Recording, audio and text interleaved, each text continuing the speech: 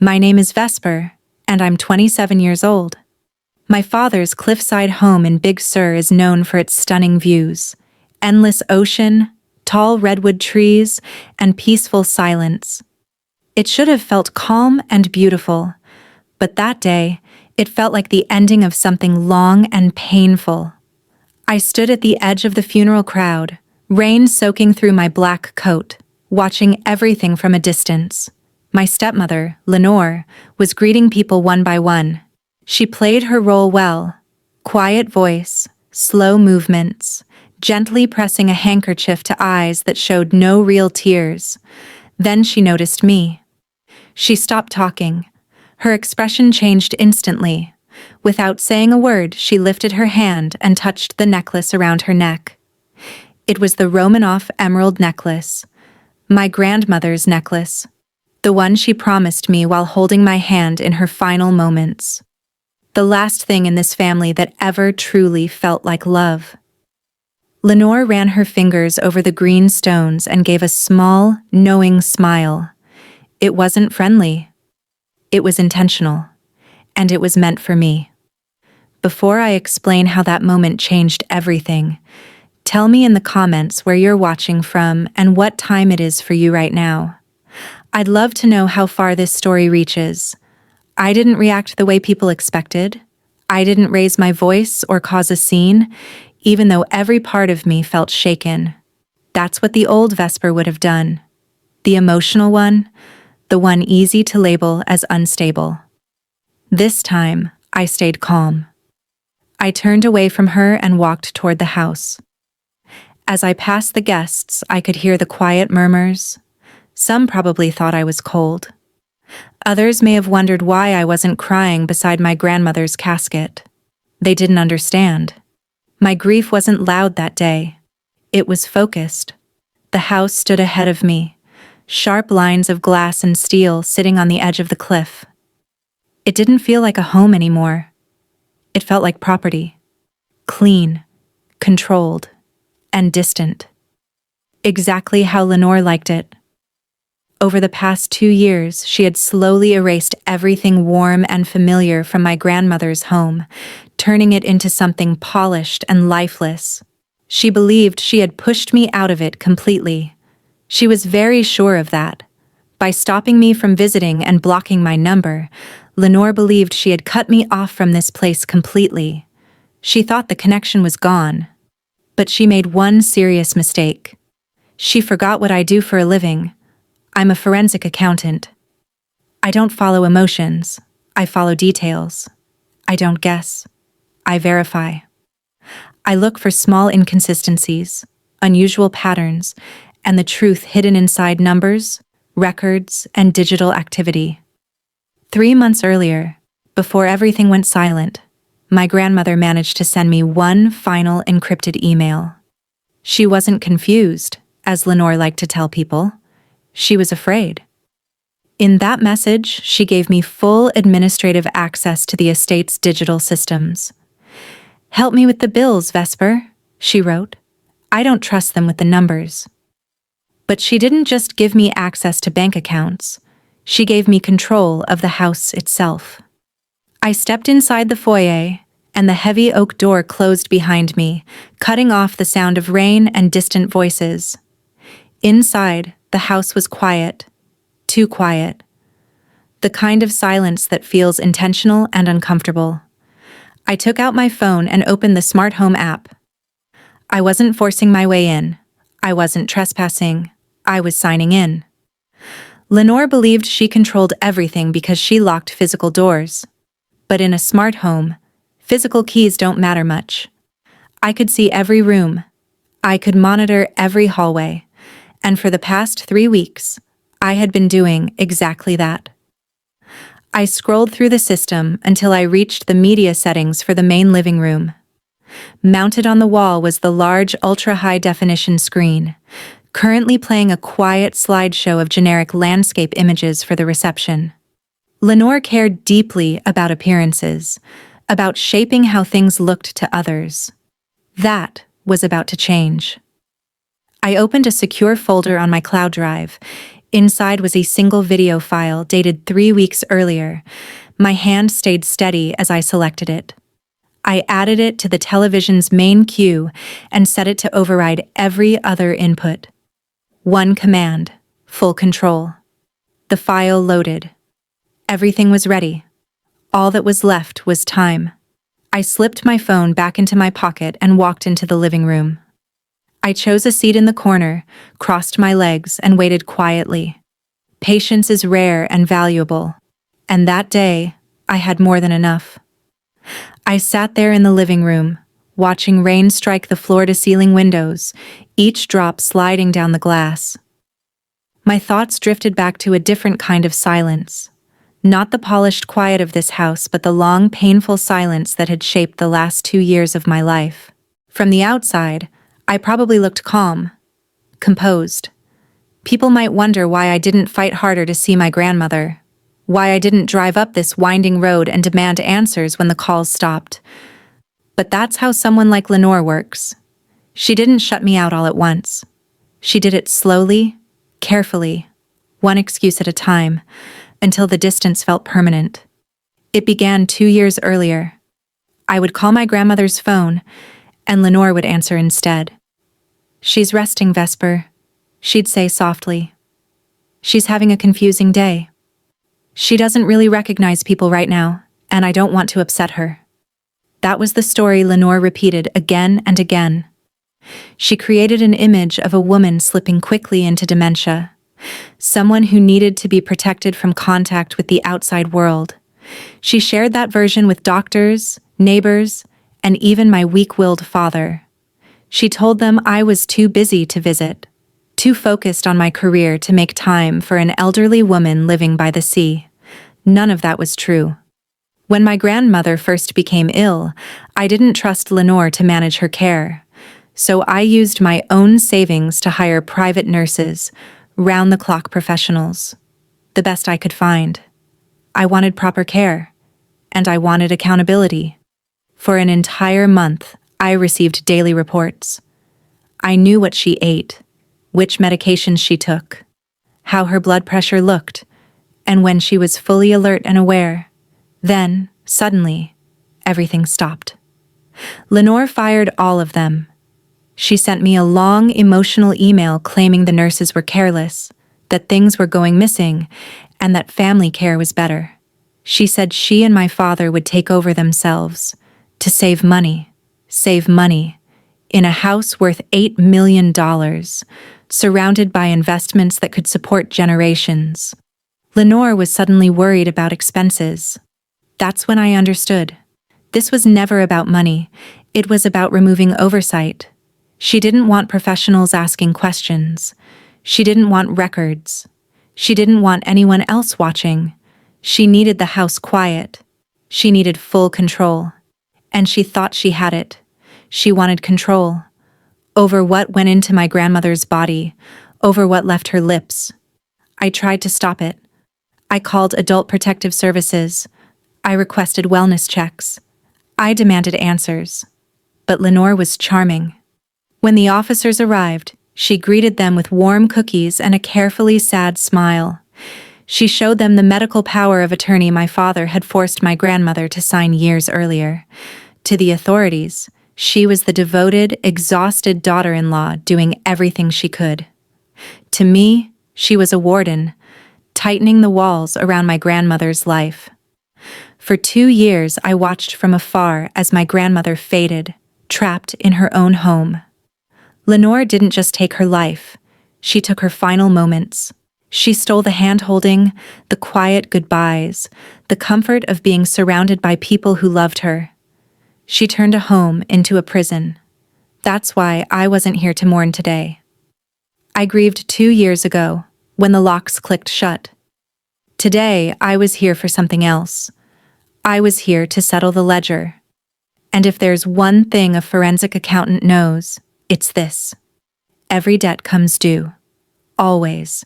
And usually, it comes with interest. Outside, the storm finally broke, rain and wind battering the cliffside house, rattling the floor-to-ceiling windows. Inside, the tension matched the weather. We sat at the long mahogany table, my father, Lenore, my brother Julian, and me. It felt less like a family gathering and more like vultures circling, waiting for scraps. They poured a vintage Pinot Noir, a bottle my grandmother had saved for her 81st birthday. Lenore popped the cork without hesitation, filling everyone's glass, but leaving mine empty. I didn't want their wine. I wanted their reckoning. Julian wasn't even pretending to mourn. His phone was propped against the crystal centerpiece, a ring light reflecting in his eyes. He was live streaming. "Thanks for the roses, everyone," he murmured into the microphone, shaping his face into a mask of sorrowful, polished grief. "It's been so hard. We're just trying to hold it together for Mom and Dad." He glanced at the viewer count, a flicker of satisfaction lighting his expression. Numbers ticked up on Julian's live stream. He was 24, unemployed, and utterly convinced the world revolved around him. To him, my grandmother's death wasn't a tragedy. It was content. "Vesper," Lenore said, her voice cutting through the storm's ambient noise. She slid a thick, cream-colored envelope across the polished wood. It stopped just inches from my hand. "We need to discuss logistics," she continued. "Your father and I have been talking. We want to be generous. We know things have been difficult for you." I looked at the envelope, then at her. Difficult? I was a senior partner at my firm. Successful. Independent. But Lenore needed me to appear weak. That was the story she wanted everyone to believe. I opened the flap. Inside was a crisp legal document, a quitclaim deed paired with a non-disclosure agreement, and a cashier's check. I glanced at the number, $5,000. "We're buying out your share of any potential claims," Lenore said, taking a slow sip of the stolen wine. "It's a lot of money, Vesper. Enough to get you back on your feet.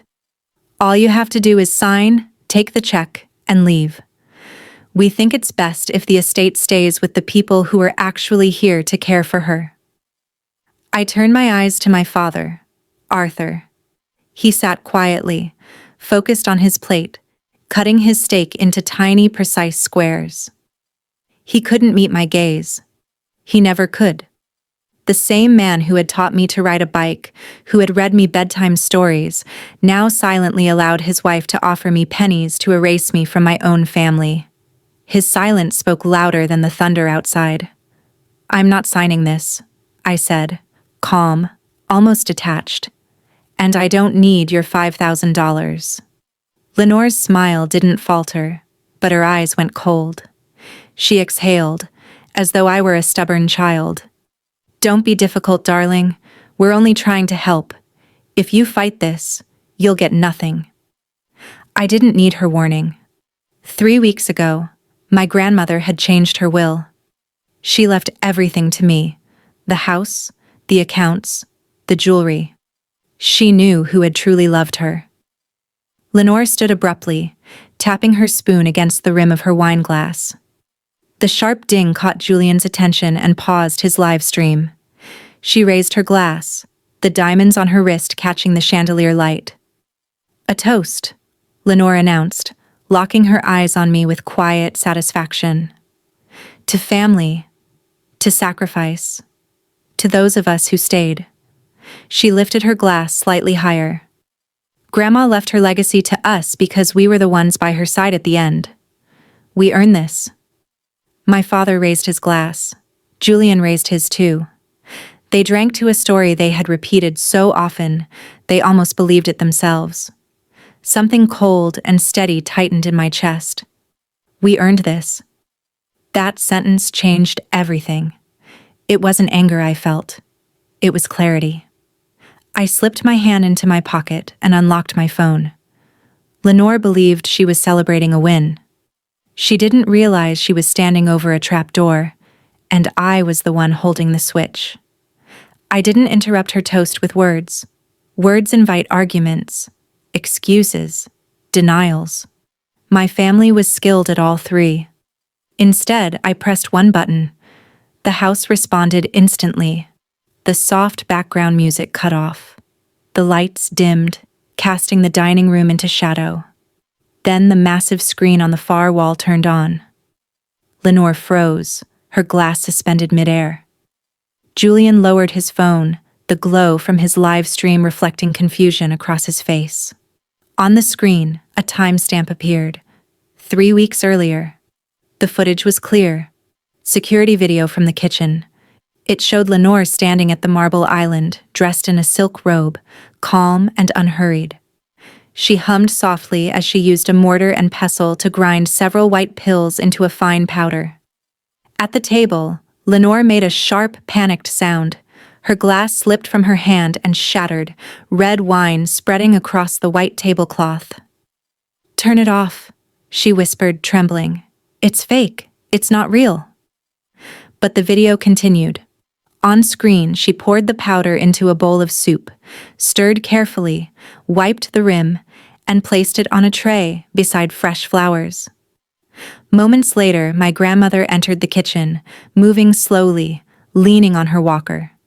She sat down. She ate. Not long after, something was clearly wrong. She struggled to breathe, reaching for support. Then my father appeared on the screen. Arthur stopped in the doorway. He didn't rush forward. He didn't call for help. He stood there, frozen, watching as his mother collapsed in front of him. Annoyed, my father glanced at the television, now playing the morning news. Slowly, he turned up the volume. 20, 30, 40, until the cheerful anchor's voice drowned out what had just happened. In the dining room, he stared at his hands. This is how cruelty becomes normal, not in a single moment, but over years of silence. He didn't hate his mother. He turned up the volume because pretending was easier than acting. The video ended. My grandmother lay slumped forward, lifeless. My father still held the remote. The room was silent. "You didn't just let her die," I said quietly. "You adjusted the sound." Before Lenore could reply, the oak doors were forced open. Officers poured into the room, commanding everyone to the ground. Weapons were drawn, voices sharp. I hadn't just shown the video to my family. I had live-streamed it to a private detective and the chief of police waiting outside. The warrant was executed the moment the crime was confirmed. Lenore screamed that it was fake. Arthur said nothing. He wept. His cuffs were placed on his wrists, not for his mother, but for the life he had lost. Lenore was dragged out kicking and shrieking. I felt nothing. I stood and prepared to leave. "Where do you think you're going?" Julian blocked my path, phone raised, ring light glaring. He was live streaming, framing our parents as villains. "You ruined everything," he yelled. "This is my house. Get out." I stayed calm. "You want the legacy?" I asked. "Everything Grandma left?"